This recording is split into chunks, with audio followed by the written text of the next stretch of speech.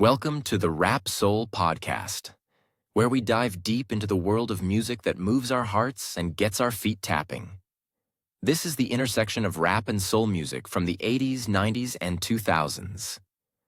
We appreciate you for listening. Share this podcast with a friend or family member who loves music as much as you do.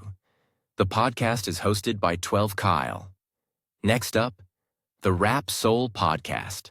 Think about it like this when you think about N.W.A. Not only do you pay attention to N.W.A.'s tree, which, each member has their own tree, but N.W.A. made the Rock and Roll Hall of Fame off of 2 albums. That's it. 2 albums. So, Welcome to another edition of the Rap Soul Podcast. I am your boy 12 Kyle. I want to thank you all for tuning in as you do each and every week. Again, this is the Rap Soul Podcast. This is the intersection where we have discussions about music, more specifically hip-hop, rap, soul, and R&B. This is the best music podcast that you have never heard until right now. Again, I want to thank you all for tuning in. Shout out to those of you who are watching on YouTube as well as Spotify. Man, check this out. All right, so earlier today, I was going through my notes. I keep a lot of notes in my notes app on the old trusty iPhone, right? And I came across an episode that I sent to myself probably about 6 months ago, and I'm just now getting around to doing it.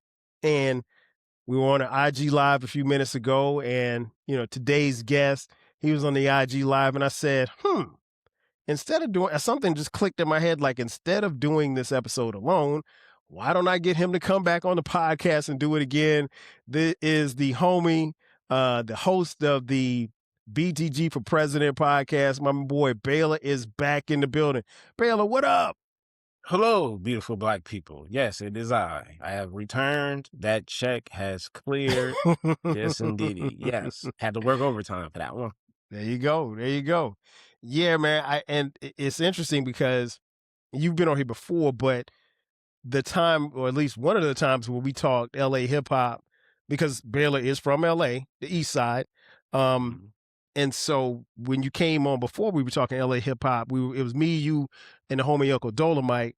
Shout out to Uncle Dolomite from the Too Much Game podcast. The billionaire Uncle Dolomite. Yeah. And we talked about I think it was the top 25 hip hop artists from LA. And I think it may have been based on a list that Game had put out, the rap of the Game. This list, I want to say, is from complex.com. They put out a list sometime in 2025 at the time of this recording. And they actually had a list of the top 100 Los Angeles hip hop albums. Really, they could have done 101 or 110, because if you know, the 101 and the 110. There you go. Stay away from the 405 if you got somewhere to go. Unless you want to be in some traffic. But what we wanted to do was condense it down to 25. And so on this episode, what I want to do, Baylor, is I'm going to tell you what Complex did as far as the artists and the albums that they ranked. They didn't give a specific criteria, so I don't know who did this at Complex. I found the list to be interesting, and I'm not going to go through the 100, but after we finish, I'll go back and share with you some albums that did make the top 25. I'm almost positive that with you being an LA native, you've heard all of these albums. Personally, I don't think that there's an album in this top 25 that I haven't heard. Being a lover of West Coast hip hop, there's quite a few on here that I bought. And there's a couple on here that have me scratching my head as to how they made the top 25. But nonetheless, let's get it cracking.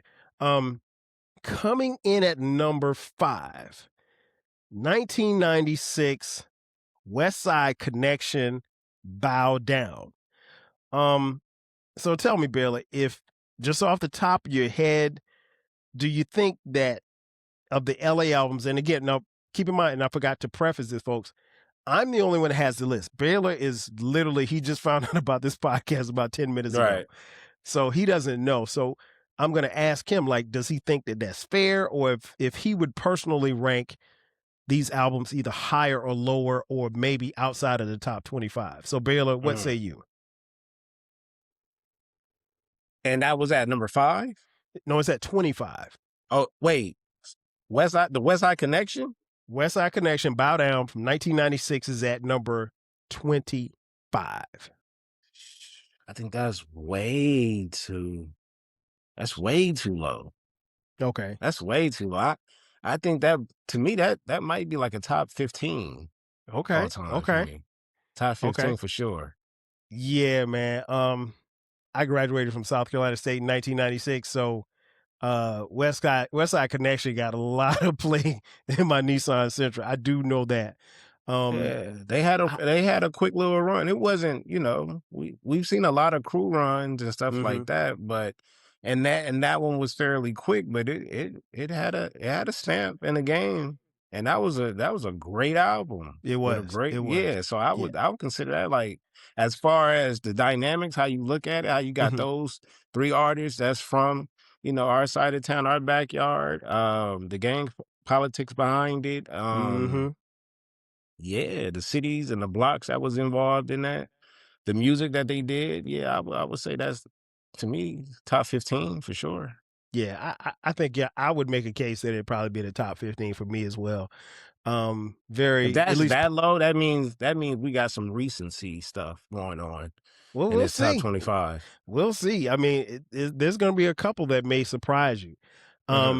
Moving in to number 24, 1991, N.W.A. The album is entitled "Niggas for Life." Yeah. And I remember this vividly because I just graduated from high school in 1991. Personally, I think it's a top 15 LA album. What about you, Baylor? It's along the same lines of the argument for the West Side Connection, Bow Down. It's in the same, to me, that's in the same, almost in the same boat. To be honest with you, this is probably one of those albums that we consider a classic because of the time it dropped and who was a part of it. I was 9. Right. So, did I totally understand what was going on off that album? No. But but it was played. Right. I can't argue against it for being in the top 15. I think that's fairly low as well. Okay. Both of those albums to me are too low for me. Okay. All right. So we move on to number 23, like Michael Jordan. 1995's from the Dog Pound. The album is called Dogg Food. Oh, I'm gonna be extremely biased on that one. Hey, speak on it. Well, tell me what you got. I feel like now I can only speak for myself. Yeah, just your perspective. I think that's a top 10 West Coast album of all time. Dogg Food, absolutely. Oh my, you talking about wearing that CD out? Yeah, and I was young. I was still young. I think I was in middle school when that came out. And when my older brother and his friends was playing, they played that mess like crazy. I mean, this was when you got your money's worth. Right. You spent your $18 and stuff like that to go get it, and it was worth it. And like on one of your previous episodes, man, like when those CDs dropped and you weren't able to get off work or get out of school and get there, it would sell out. You would have to wait. You would have to wait, and nobody is going to be. You know how many times I got asked, "Hey, can I borrow your DMX?" And then there was X. Niggas was trying to, if they didn't ask me to borrow the actual CD, they asked to borrow my CD player, which irritates me even more because nowadays you can just plug your phone up and recharge your battery. Back in the day, you had to go get batteries for your CD player, or else you're gonna start hearing a remix a little slow until it die out. But yeah, no, if you wasn't in line to get that album the day it came out, man. And that's what made music back then so great to listen to, because it was it was appealing in a certain way. They sold it a different way, and we wasn't oversaturated, but we had some heavy hitters, and that was definitely a heavy hitter in the 90s. Oh, no doubt, no So I doubt. give it I give it top 10. Yeah, I could make a case. I will make a strong case that this is out of place. Again, I was in college at the time, so I was really, really, I hate using the term in that bag, but I was really on a West Coast bag at that particular time. And yeah, Dogg Food, I could make a case definitely as a top 10 West Coast, LA album. That that was one of the ones, man, like I still go back to it. Still go back to it, all the time. Even if it's just singles, I still, bang them all the time. So I don't know who came up with this list, but this is way too low. Man, it had one of the coldest diss songs, non-diss songs on there. Right, One of the right. smoothest. New York that's Oh, a no doubt, no crazy doubt. record, right? That mug's so smooth. You actually mentioned my favorite song. My favorite song on that album was Smooth. That's my joint. Yeah. That's my joint right there. Yeah. In fact, I think we may have talked about that on the LA Culture Songs. I think I may have mentioned that as an honorable mention. Next up, 1988 from the homie King T, Act a Fool. Now, what I also forgot to mention is there's a 10-year difference between me and Baylor. At the time of this recording, I'm 53, Baylor's 43. So 88, which in my opinion is the greatest year in hip hop, King T was a staple with this album. It was, a really, really dope album to come out in 88. Baylor was very small when this came out. Yeah, I was 5. What do you think about Act a Fool being at number 2? Is it where it should be? Should it be lower? Should it be higher? Yeah, this is what you said, 22 or 23? Yeah, it's 22. 22. So here, out of respect, yes, I was 5 when that hit the scene. I know all the stories and stuff because that's what's talked about when we start talking about West Coast history and where it started, etc. Yeah, I've heard of him. Did I listen to him like that? No. Did I hear him? Absolutely. So out of respect, I can't say anything negative because I respect my elders, and I know, and everybody that has spoke on him. I always say if he did not lose his voice, we're having a different type of conversation. We got a lot of artists like that didn't live long enough, or one way or the other, like they didn't. It just didn't work out for them, but they have it. They had it, or they had it, have it at the time that they were hot. So I can't argue it to be higher. I can just say I agree where it's at. Yeah. I would say the same. King T, Act a Fool, I played the hell out of it. I had the tape. And I don't think I bought the tape. I think my boy Jay Fresh dubbed it for me, but King T was one of the first ones that we heard coming out of LA. And that particular album was really, really dope. And one of the things I remember was like it had that knock. It was one of those albums that when we played it loud. So like you would get in your car, even though we weren't even driving there. We were just you get in the car and sit in the driveway and just put in the tape deck and play it. Oh wait a minute, where were we driving? We might have been driving there because I got my license. Yeah, I would have been driving because I got my license at 14. So yeah, King T, Act a Fool. I think 22 is where it probably should be. Next up, 1993.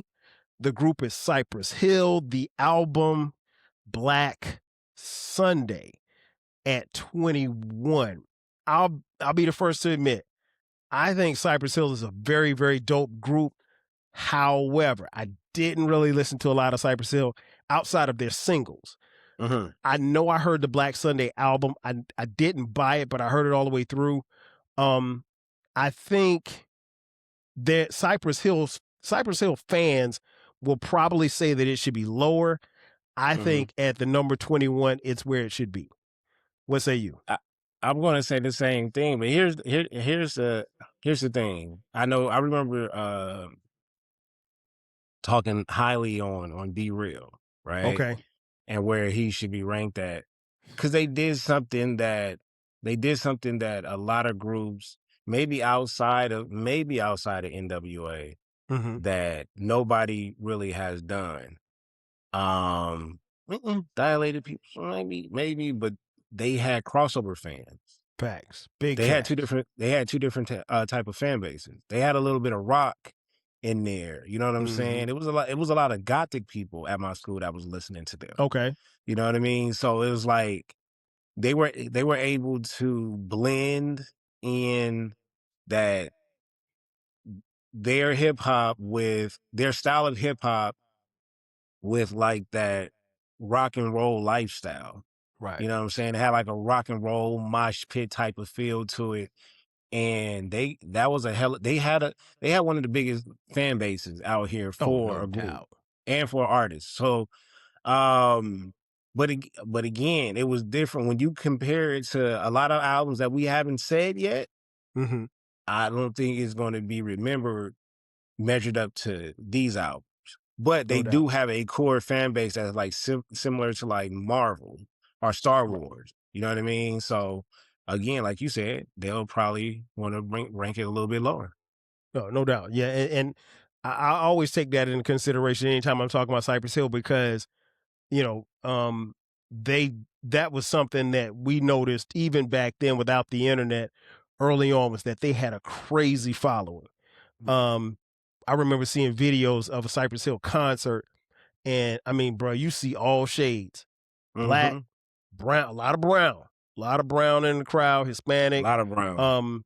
and white. You know what I mean? So, and their subject matter was a little bit of everything. So there was a lot of stuff in their music that everybody could relate to. They relate to smoke. They could relate to the gangs. They could relate to They tapped into the to the marijuana, oh, you no doubt. know, groups. You know what I'm No saying? doubt. Like they played Dr. Green Thumb. Like they knew what Yes. they was doing. You know what I'm saying? Yeah, they smoke with the best of them. So yeah, that shout Yeah. out to Cypress Hill. All right, so now we've made our way down to number 20. Number 20, the year was 1992. The group, The Far Side, the album entitled Bizarre Ride to Yeah. the Far Side. Number 20, do you think it should be higher, lower, or where it is? Lower, but for the super hip hop heads, Mm-hmm. they probably gonna say something different. To me, I think the super elite elder hip hop heads is gonna have this probably top 15. Mm-hmm. I'm Yeah. good where I'm good where it's at. You know what, man?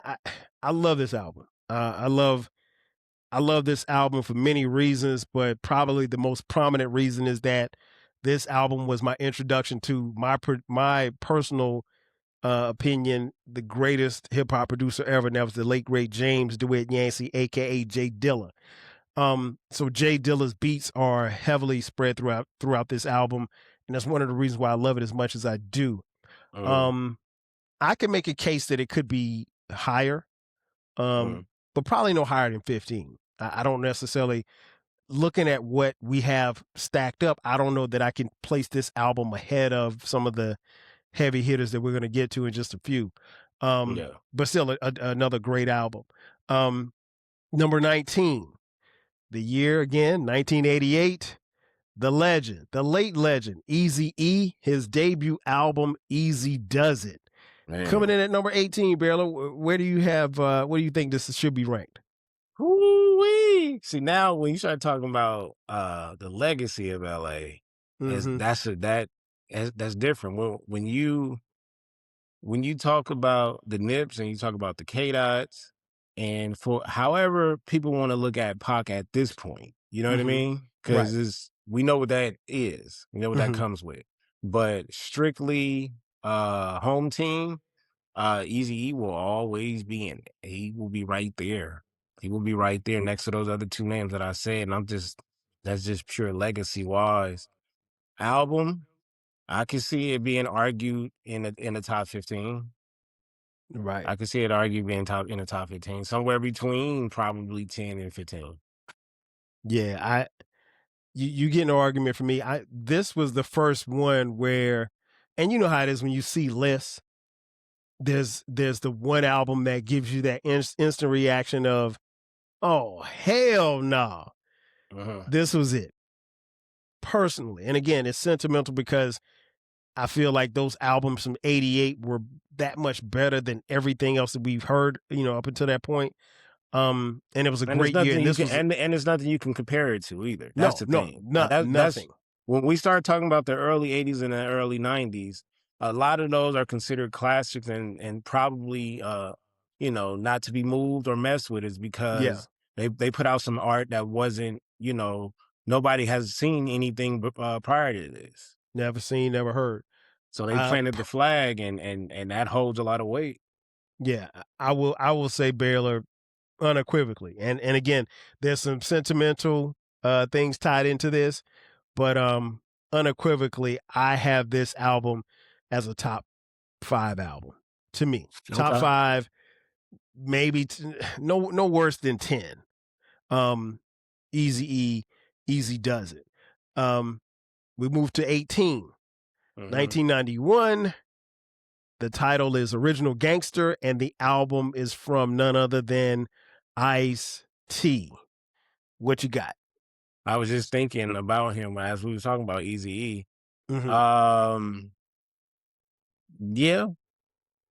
Yeah. I mean, again, that was another album that came out when I was just before I turned 10. So I'm not sure how much of we was getting information between him, Eazy, N.W.A, and it's like the message was about the police. Yep. So, it's just a matter of at this point, who do you want to hear the delivery from? Right. And he had a unique voice, the unique approach to his records. Probably one of the coldest, scariest records I've ever heard of all time in colors. You know what I'm saying? That still frightens me. But I mean, I could see him hovering around that area, maybe 2 slots lower, 2 slots higher. Right. Yeah, I think for the topic of this discussion, I would put this album definitely in the top 20, top 25. No way past 25. I think at 18, just based on what we've said so far, because like I can make a case that Eazy Does It's better. I can make a case that I definitely can make a case that Dogg Food is better, Niggas for Life is better, Bow Down is better. So I would move it down. So it'd probably for me be a top 20 album, no less than 25, but definitely worthy of the top, worthy of being on this list. I have no problem with it being at 18 because I still think it's a dope album. But that's probably where I would rank it. Next up, number 17, we go to 1989. The DOC, No One Can Do It Better. Of course, many of you know DOC shortly thereafter, I think maybe a year after this album came out, he was in this horrific car accident, lost his voice. But before that happened, the DOC, trust me, as someone who was outside in 1989, was on a rise like none other. I think this is too low. I think this album is a top 10 LA album. Even though DOC is, and I know somebody's out there, he ain't from LA. Yeah. For the sake of this, they're gonna do the Pac thing, yeah. For the sake of this discussion, it's an LA album. Okay. It was produced by Dr. Dre, and he was with N.W.A. as far as their crew. So we'll make this an LA album. So yeah, and Baylor, I'll be honest, this album, I still play this album at least once or twice every month. And this is at 17, right?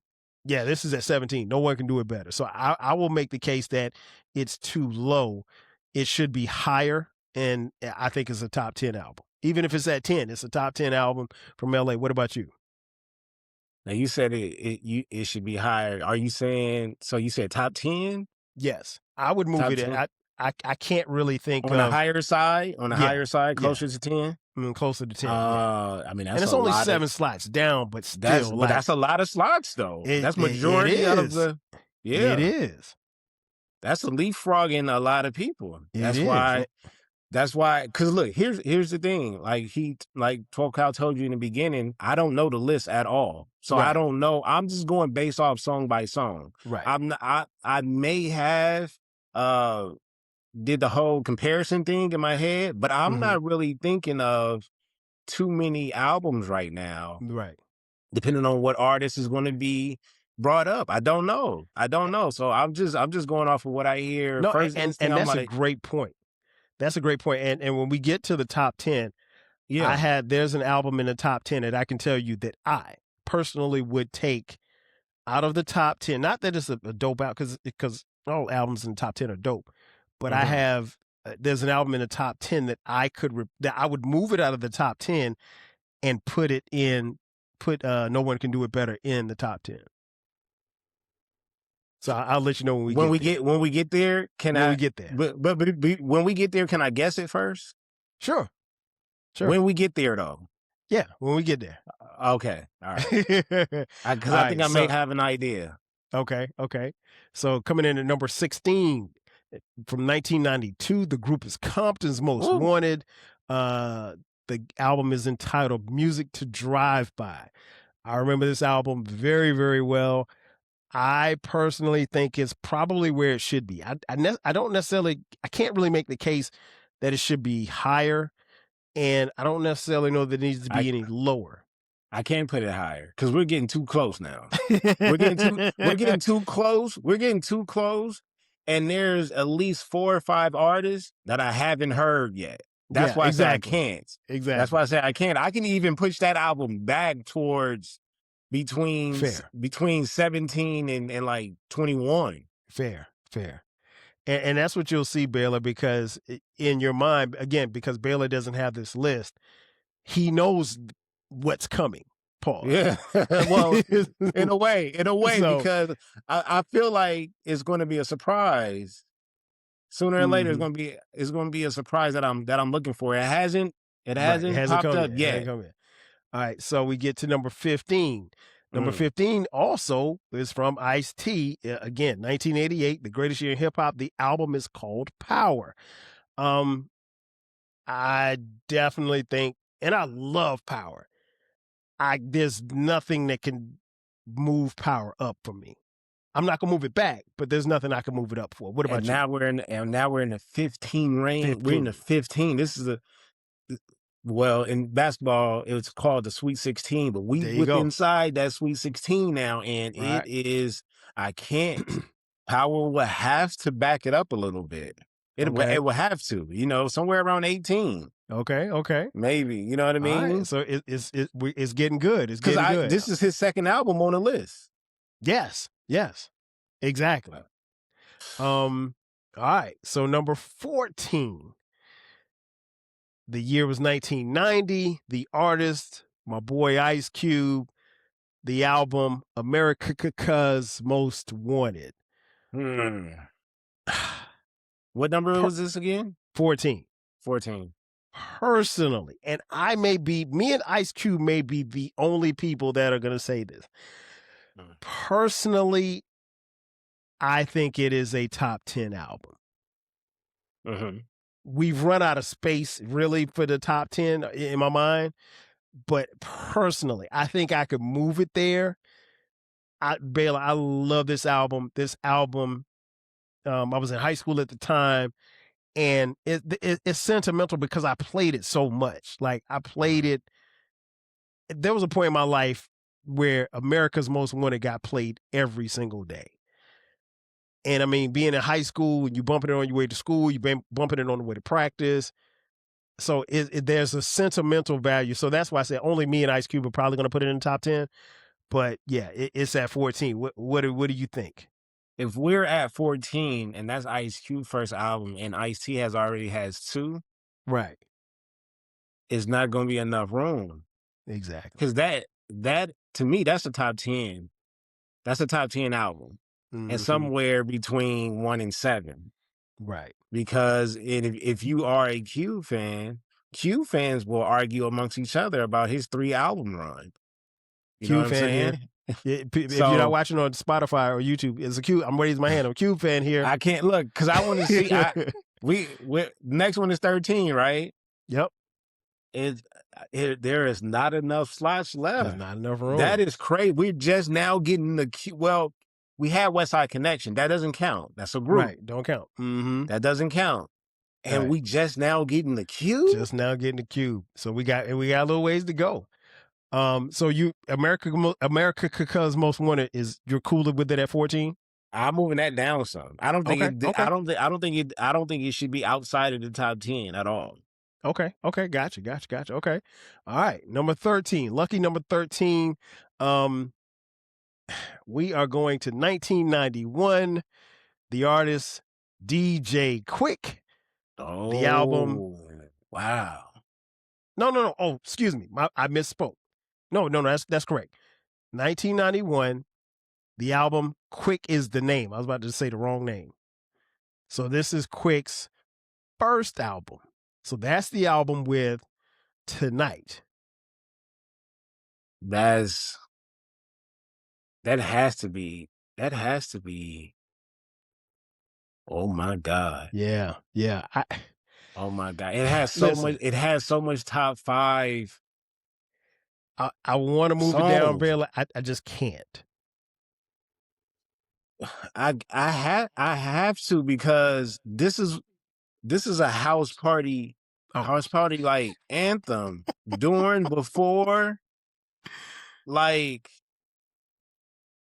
this is legendary right here. So right. To have this out, this is at what number again? 13? It's at 13.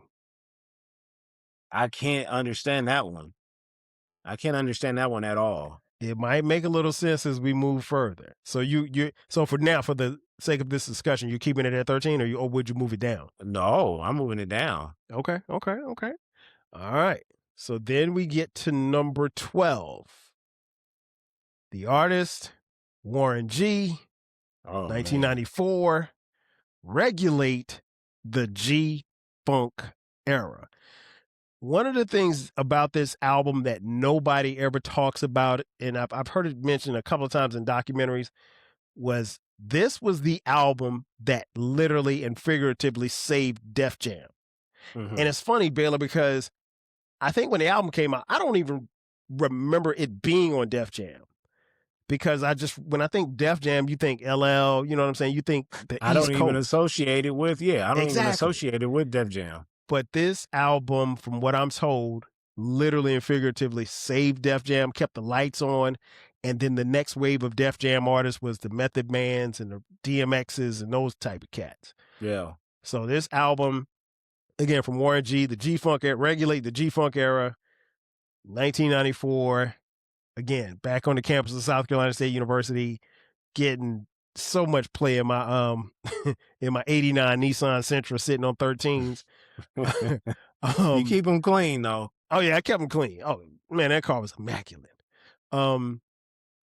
It's at 12, man. It's worthy of the top 10, I think.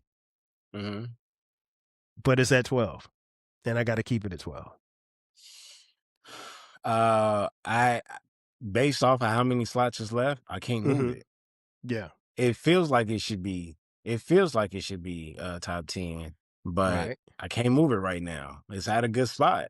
Okay. It's at a great spot for me, actually. It is. You know, it is. Even with the 11 other spots available, I think that's at a fair spot right there. That's a fair spot right there. If you would have said 11 or 13, I'm like, okay.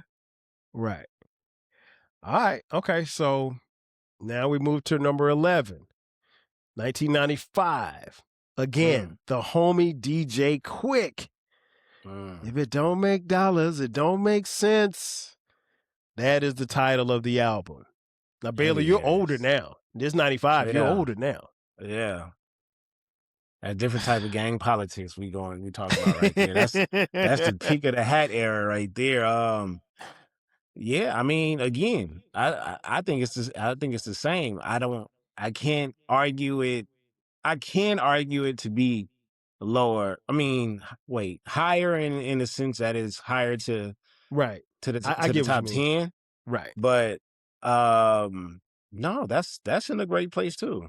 That's in a great place. Okay. Yeah, man. Again, another sentimental thing for me. 95. The West was winning. The West was winning. And it wasn't probably until a couple of years after this album came out that I really got a better understanding of what you mentioned, the gang politics that were involved in this album. We know about the diss, but I didn't know streets, proximities, da-da-da-da-da. At the time I was dating my girlfriend in college, and she said, I remember I was playing the album one day in the car, and she said something, and she said, "Oh, he's from Treetop." Like, what does that mean? And she said it as if like I was supposed to know. And I said, "Well, I don't know what that means." And she, being from Compton, said blah blah blah blah blah. And I'm like, "Oh, okay." And she was like, "Well, this," and then she started kind of breaking it down for me, like this area right here don't mess with this area. These guys don't mess with these guys. I was like, "Oh, okay, now I get it." That being said, nah, I got to keep it at 11. Yeah. All right, brother. We're at number 10. Here we We're go. at number 10. All right, so number 10, coming in at number 10, 2018, the debut studio album from one Aramis Ashtigam, a.k.a. Neighborhood Nip, a.k.a. Nipsey Hussle. The album is entitled Victory Lap. At number 10, Baylor. Yeah. This is the album that I think that you would have replaced the DLC album with. Nope. No? It's not? No. Okay, that was my guess. That's a good guess, but I'm not moving Victory Lap back. Right. In my mind, I'm trying to find a way to push it up. Yeah.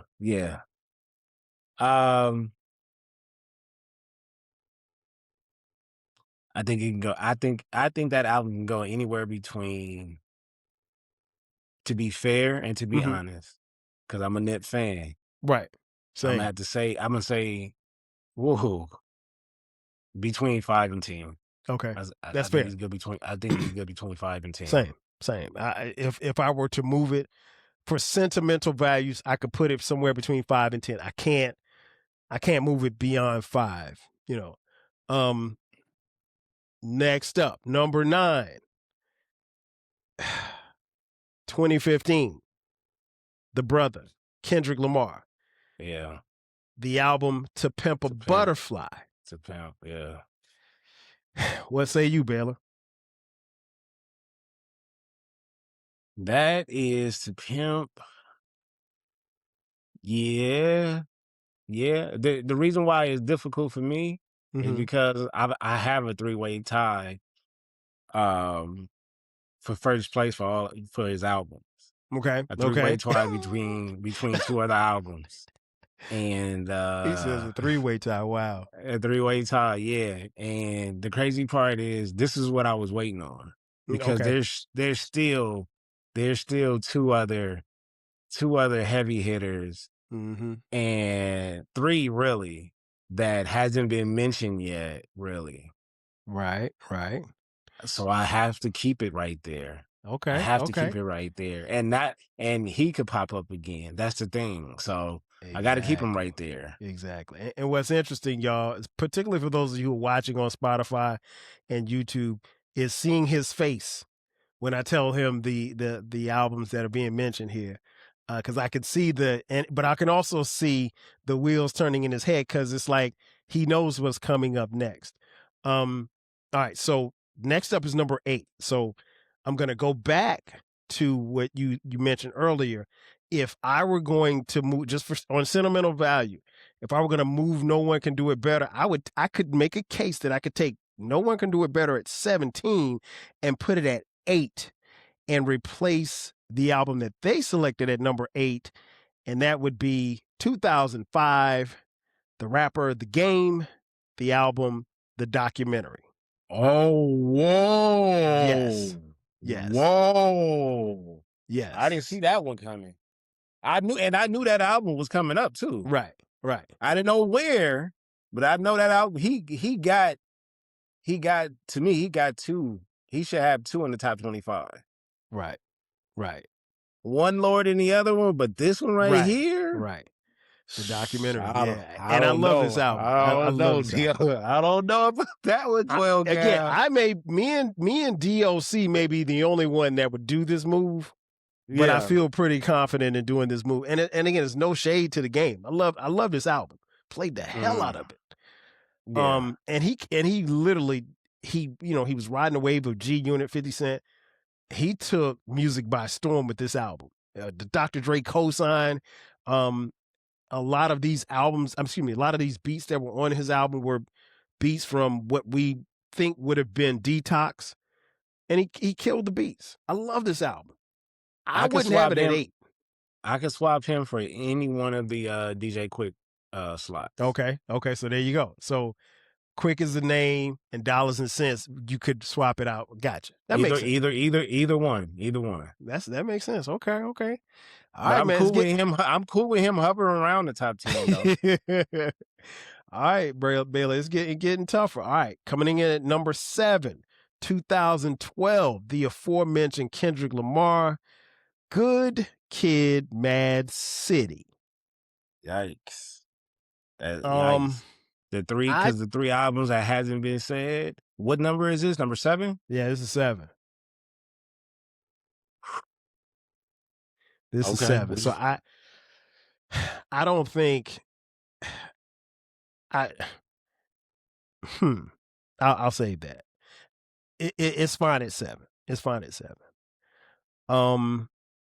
Number 6, 1999, Dr. Dre. I knew that. The album 2001. Yep. Now here's what I'll say, Bill. I could swap out 2001 with Good Kid, Mad City.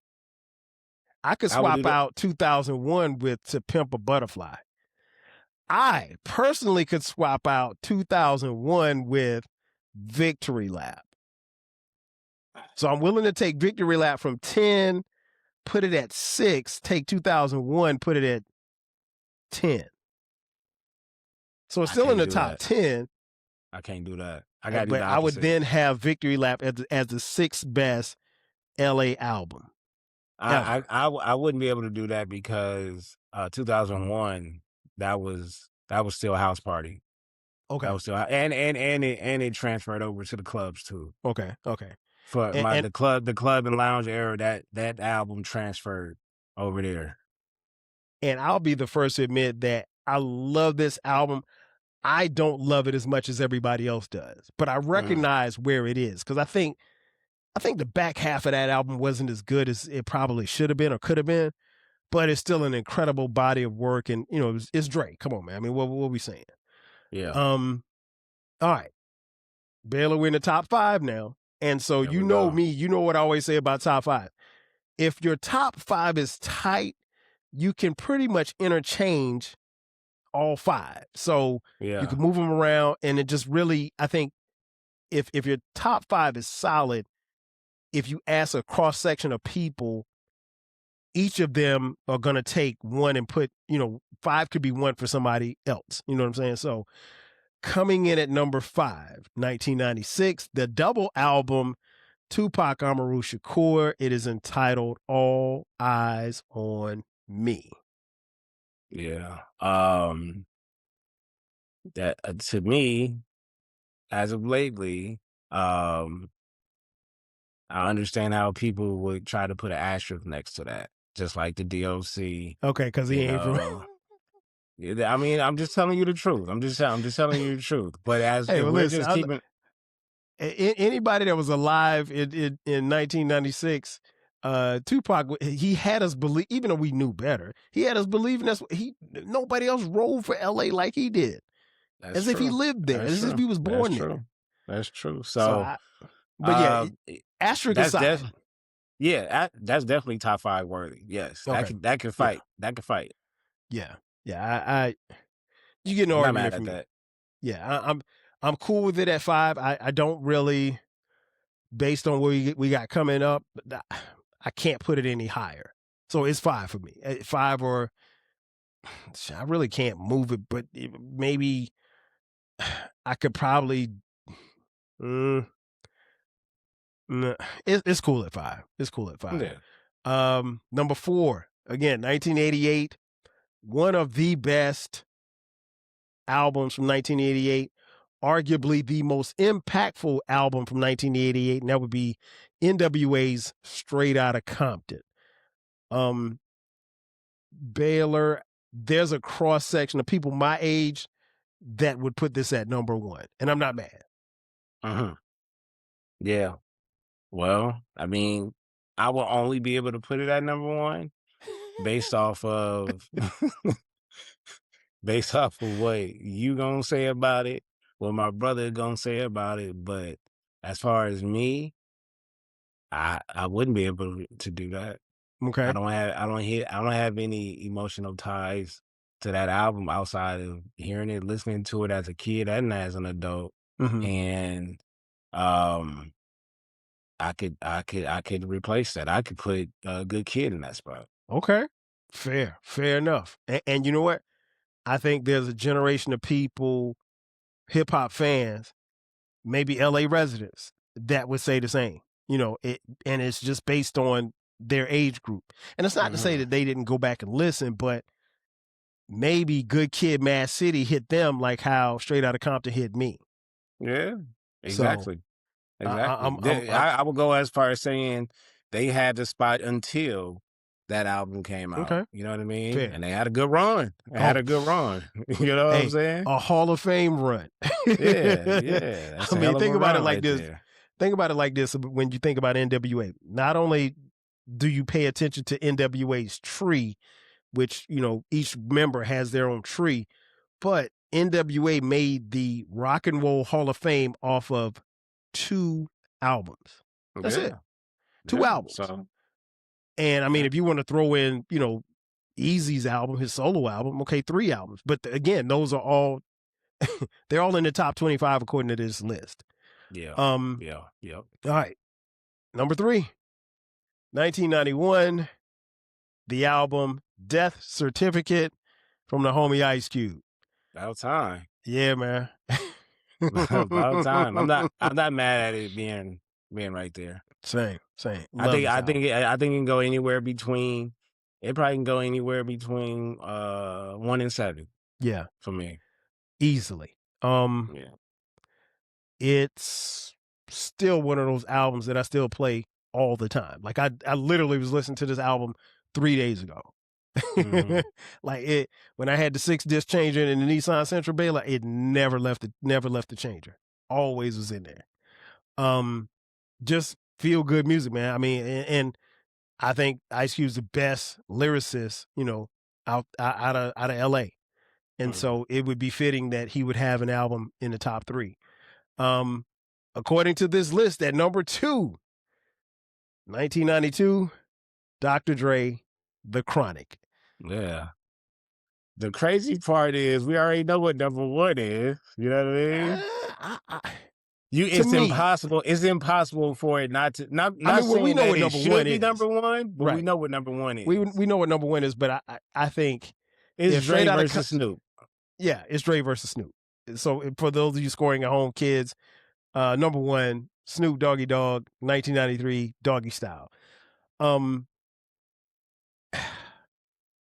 I think Chronic should be at 1. I'm not mad that you got Doggystyle at 2. I'm not mad if you got Death Certificate at 2. I'm not mad if you got Straight Outta Compton at 1. I mean, and again, there's going to be a cross section of kids or young people who are going to have Good Kid, Mad City at 1. Yeah. No argument. Yeah, but here's the thing: how I just finished talking about Good Kid, but I can also tell you, Snoop Dogg's rookie run. Yeah. It was he didn't come in. He didn't have rookie minutes. No, he came in playing damn near 38 minutes off the bat. Came in smoking. I mean, and this is the only album between those 2 albums. But I hear this album talked about more. No lie, literally from East Coast artists. They will say one of in their top 5. They got Snoop album. They got Snoop in there. No doubt. I don't think anybody has had a rookie run like that. We could look at K-Dot's run. You could look at Eazy run. we have some iconic rookie years out here, but Snoop Dogg, Jesus, when he hit the scene, that was extremely different. Yeah, extremely different. I talk about that all the time, man, and it's hard to put it into words, but like he rode the wave of the Deep Cover soundtrack song, and then he was all over the Chronic, and then his debut album sold like 850,000 copies in like 3 days. They moved the release date and up. That was in the that. You had to go. You had to leave your crazy. house to go get the music. Baylor. I mean, I'll never forget going to Prince of Orange Mall in Orangeburg, South Carolina. I got there because they opened up the store at midnight so we could buy the album. It was on a Thursday going into Friday. They opened it, so the album was supposed to be released on Tuesday. They pushed it up to Friday because they didn't want it bootlegged and the demand was crazy. We get to the store and we walk inside and there's a line from the door of the store in the mall all the way out the mall by the time I leave. And, you know, again, this is in an era where you had to go physically cop the music. And if you didn't get Doggystyle by Saturday, there was a good chance that your local Sam Goody or your local Best Buy or wherever you were buying your music didn't have it because it was literally sold out. They could not ship enough copies for it. Here's the thing. You did not want to be the person at the car wash not having that, right? Now, again, I'm too young to be driving anyway or whatever, but I'm just giving you, I'm painting you the picture. These niggas was pulling up, barbershop, car wash, they getting ready for the night. I'm not getting ready for the night. Why? Because I'm a young kid. But I'm seeing how the music is, barbecue is flowing through the air. You know what I'm saying? But you got that Snoop. Yeah, of course. Around that time, the politics was heavy. So in certain areas, you wouldn't hear it out of nobody's house, and depending on what block you was on. But you could not help hearing it in the streets. You know what I'm saying? Between 92.3 to be Power 10, like that, he was being played all day, every day, especially on the weekends. Yes. Especially on the weekends. So I would put that album being number one versus, you know, the Chronic. I can't be mad if you swap them. I can totally understand why both of them is number one. And I don't think there's too many albums that will come close to it. I will go as far as saying this. K-Dot can retire and be the top West Coast artist we have of all time. Right. But those two albums to me will be 1A, 1B of all time. And you speak of Good Kid, Mad City, and To Pimp a Butterfly? Good Kid, To Pimp, and I know a lot of people gonna get mad at this, but GNX is up there. GNX is up there. I love GNX, man. So before we get out of here, I'm gonna read to you guys, if you bear with me. I'm gonna start at 100 and read to you all of the albums that made the list, and you guys can decide, you know, whether or not you think they should be higher or lower on any particular list. Coming in at 100, Ice Cube, Lethal Injection. 99, In Gas We Trust, South Central Cartel. 98, It Takes a Thief, Coolio, rest in peace. Number 97, FMI, Vince Staples. Number 96, Perfection, Folsom. Number 5, Still Brazy, YG. Number 94, True Game, CJ Mack. Number 93, Your Entertainment, My Reality, Papa LQ.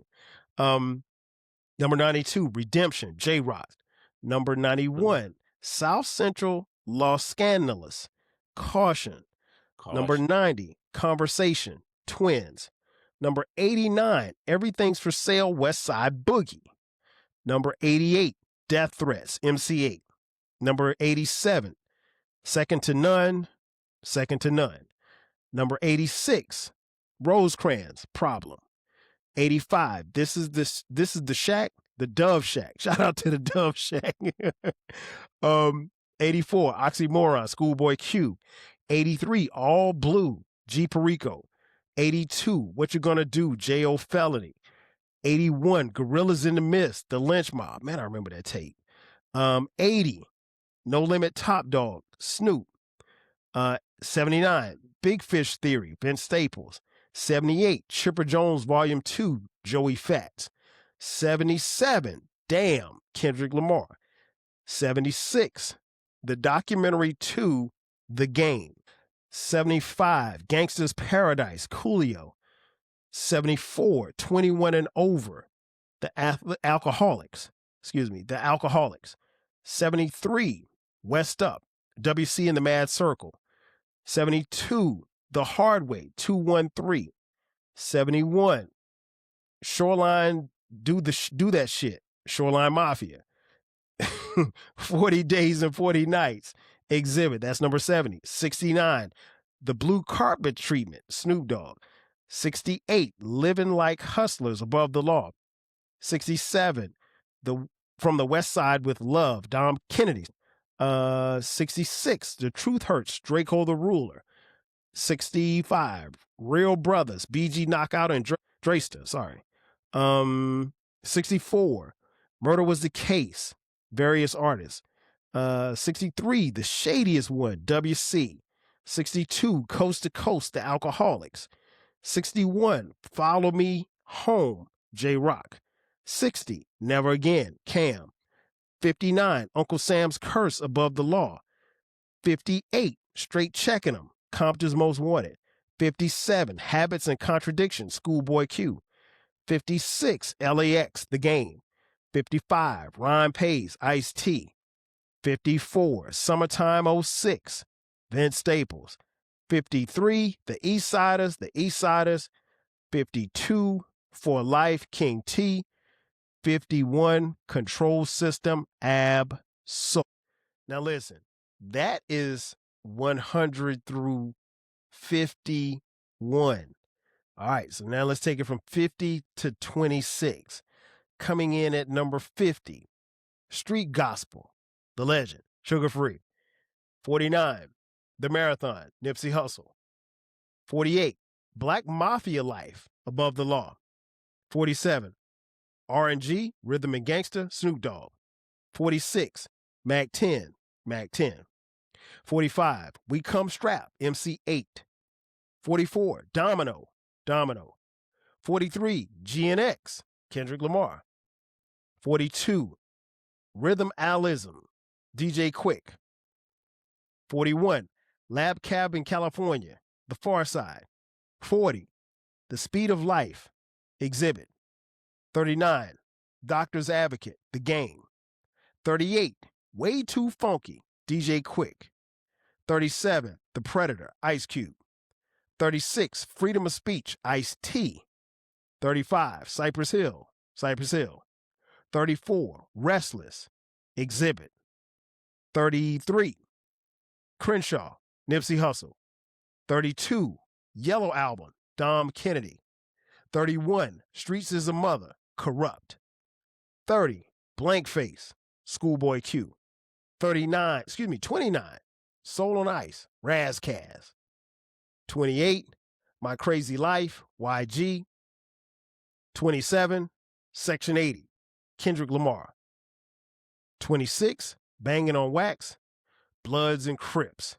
Now, in case you did not hear or you don't remember the top 25, I'll do that to close the show out. 25, Bow Down, Westside Connection. 24, Niggas for Life, N.W.A. 23, Dog Food, The Dog Pound. 22, Act a Fool, King T. 21, Black Sunday, Cypress Hill. 20, Bizarre Ride to the Far Side, The Far Side. 19, Easy Does It, Eazy-E. 18, OG, Original Gangster, Ice-T. 17, No One Can Do It Better, The DOC. 16, Music to Drive By, Compton's Most Wanted. 15, Power, Ice-T. 14, America Cuz Most Wanted, Ice Cube. 13, Quik is the Name, DJ Quik. Number 12, Regulate, G-Funk Era, Warren G. Number 11, Dollars and Cents, DJ Quik. Number 10, Victory Lap, Nipsey Hussle. Number 9, To Pimp a Butterfly, Kendrick Lamar. Number 8, The Documentary, The Game. Number 7, Good Kid, Mad City, Kendrick Lamar. Number 6, 2001, Dr. Dre. Number 5, All Eyes on Me, Tupac. Number 4, Straight Outta Compton, N.W.A. Number 3, Death Certificate, Ice Cube. Number 2, The Chronic, Dr. Dre. And number 1, Doggystyle, Snoop Doggy Dogg. Ladies and gentlemen, that's going to do it for me.